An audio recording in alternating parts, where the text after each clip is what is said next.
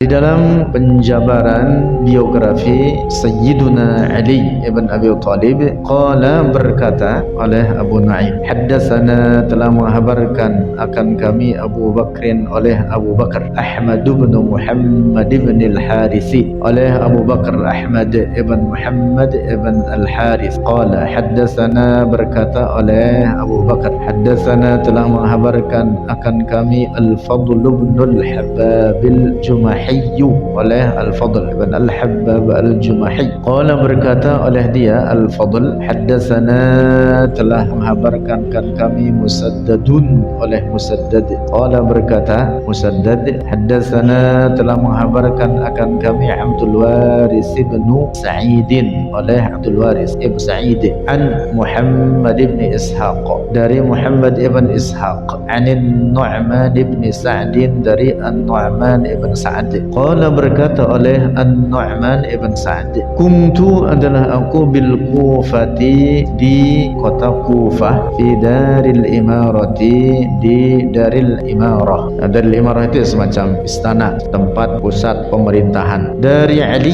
ibn Abi Thalib, rumah Ali ibn Abi Thalib, yang saat itu tentu beliau adalah menjabat sebagai apa? Khalifah di Kufah. Idh dakhala alaina, idh tiba-tiba dakhala masuk alaina atas kami Nauf bin Abdullah oleh Nauf ibn Abdullah. Faqala maka berkata oleh Nauf ibn Abdullah, ya Amirul Mu'minin, wahai Amirul Mu'minin, berkata kepada Sayyiduna Ali, bil babi di depan pintu arba'una rajulan 40 orang laki-laki minal Yahudi dari orang-orang Yahudi. Faqala Aliyun maka berkata oleh Ali, alayya bihim, atasku dengan mereka. Maksudnya hadapkan mereka kepadaku, panggil mereka, hadapkan mereka kepadaku. Falamma waqafu maka ketika waqafu berdiri oleh mereka baina yadaihi di hadapannya Ali bin Abi Thalib, qalu berkata oleh mereka al-Yahudi, oleh mereka 40 orang Yahudi tersebut, lahu baginya Ali, ya Ali, wahai Ali, sebutnya begitu lagi padahal Amirul Mukminin. Ya, tentu mereka orang-orang kafir. Mereka berkata kepada Ali, ya Ali, sif lana rabbaka, sif sifati lana bagi kami rabbaka akan Tuhanmu, hadzal ladzi fis samai, ini dia yang di langit, kaifa huwa, bagaimana dia. Dasar keyakinan orang Yahudi pertama itu bahwa Allah bertempat di langit. Wa kaifa kana, dan bagaimana dia. Keyakinan orang-orang Yahudi bahwa Allah disifati dengan sifat-sifat kebendaan, sehingga dikatakan baginya kaifa kana, bagaimana adanya Allah, bagaimana dia Allah. Karena itulah maka orang-orang Yahudi itu dikenal sebagai apa? Orang-orang yang berakidah tajsim, orang-orang yang apa? Menetapkan sifat-sifat kebendaan bagi Allah, menetapkan anggota-anggota badan, bentuk dan ukuran bagi Allah. Lalu kata mereka apa? Wa mata kana, dan kapan adanya Allah, wa ala ayyi syai'in huwa, dan di atas apakah huwa dia Allah. Orang-orang Yahudi tersebut bertanya demikian kepada Sayyiduna Ali. Wal Yahudu, dan orang-orang Yahudi musyabbihatun, itu kaum musyabbihah, orang-orang yang menyerupakan Allah dengan ciptaannya. Ya'taqiduna, meyakini oleh mereka al-Yahudi annallaha, bahwa Allah mawjudun, berada fis samai, di langit. Wa yaq'udu, dan duduk dia Allah menurut orang Yahudi alal arsy, di atas arsy. Ta'ala Allah, maha suci Allah, amma yasifun, dari apa yang disifati oleh mereka orang-orang Yahudi tersebut. Bahkan orang Yahudi itu disebutkan dalam Al-Quran terkait keyakinan mereka bahwa kata Yahudi, Allah terlentang di atas arsy, meletakkan satu kakinya di atas satu kakinya yang lain karena kecapean setelah menciptakan 7 lapis langit dan bumi dan segala isinya. Kata siapa?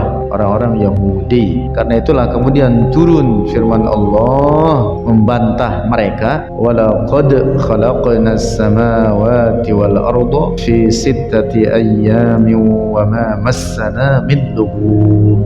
Ini ayat bantahan kepada orang Yahudi. Kami telah menciptakan, kata Allah, langit dan bumi, dan kami tidak dihinggapi oleh capek. Allah Maha Suci daripada sifat-sifat kebendaan. Nah, maka kalau ada orang berkeyakinan Allah bertempat di atas arsy, duduk di sana, itu adalah orang berkeyakinan seperti orang Yahudi, atau memang dia sendiri adalah seorang Yahudi. Paham ini? Nah, di zaman kita, di akhir zaman ini, ada sekelompok orang berkeyakinan Allah bertempat di atas arsy, duduk di sana. Na'udzubillah. Ini orang adalah orang musyabbih, mujassim, menyerupakan Allah dengan ciptaannya, sama dengan keyakinan orang Yahudi.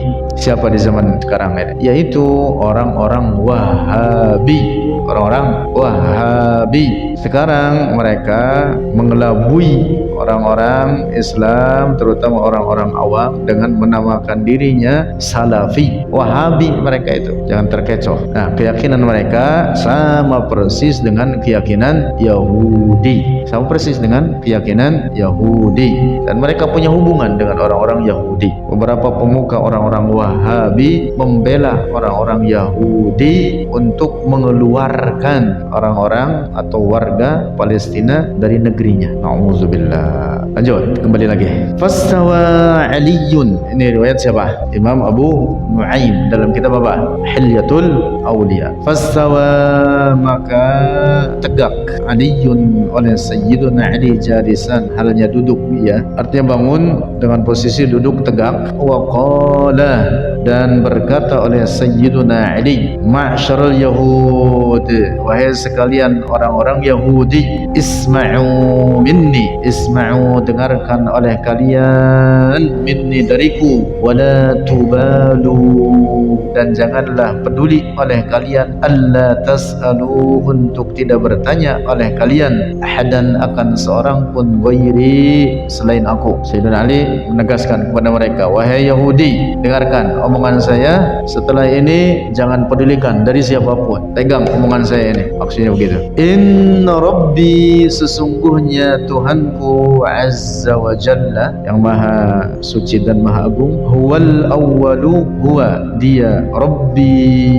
al-awwalu, yang tiada bermula. Al-awwal pada hak Allah artinya la bidayata liwujudihi, tidak ada permulaan bagi wujudnya. Makna al-awwal pada Allah sama dengan al-azali, juga sama dengan al-qadim. Artinya apa? Tiada bermula. Lam yabdu mimma, tidak nampak dari, atau tidak datang, atau tidak timbul, mimma, dari sesuatu apapun. Tidak nampak dari sesuatu, artinya bukan berasal dari sesuatu. Adanya Allah tidak didahului ketidakadaan. Ini yang dimaksud al-awwal. Wala mumazijun ma'ama, wala mumazijun, dan tidak bercampur atau menyatu oleh Allah, ma'ama, bersama suatu apapun. Nah, ini ingat-ingat, ini perkataan Sayyidina Ali ini diantara sekian bantahan terhadap orang-orang yang berfaham hulul. Berfaham apa? Hulul, keyakinan sesat mengatakan Allah menyatu dengan tubuh manusia, atau Allah menyatu dengan alam ini. Keyakinan rusak yang juga disebut dengan wahdatul wujud,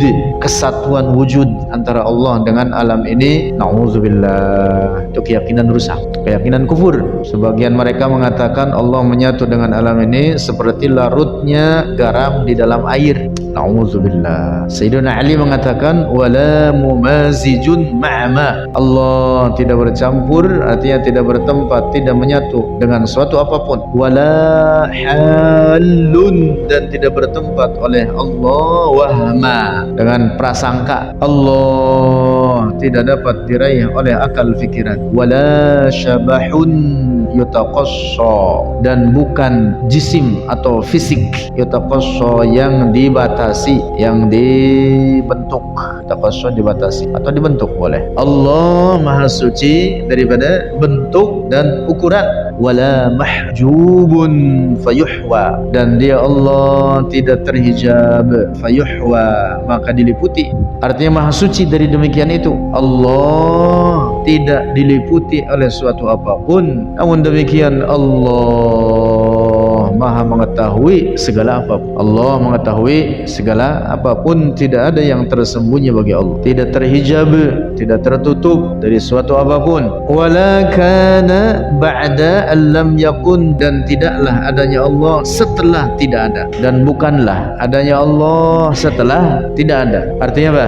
Artinya adanya Allah tanpa permulaan, tidak didahului oleh ketidakadaan. Dan itu tadi makna al-awwal atau makna al-azali, juga makna al-qadim. Lanjut. Wa qala, dan berkata oleh Sayyiduna Ali, man za'ama, siapa orang za'ama, meyakini, anna ilahana, bahwa Tuhan kita mahdudun, memiliki bentuk ukuran, faqad jahila, maka sungguh jahila, tidak mengetahui oleh dia man al-khaliqal ma'budah, akan pencipta yang disembah. Artinya tidak mengetahui Allah, artinya ini orang dihukumi kafir, rusak akidahnya. Orang yang menetapkan bentuk dan ukuran, orang yang mensifati Allah dengan sifat-sifat kebendaan, ini orang bukan orang mukmin. Faqad jahilal khaliqal ma'bud, artinya apa? Ini orang bukan orang mukmin, rusak akidah. Intaha, selesai. Nah, itu perkataan siapa? Sayyiduna Ali, diriwayatkan oleh Al-Imam Al-Hafiz Abu Nu'aim dalam kitab apa? Hilyatul Awliya, dengan sanadnya bersambung hingga kepada Sayyiduna Ali.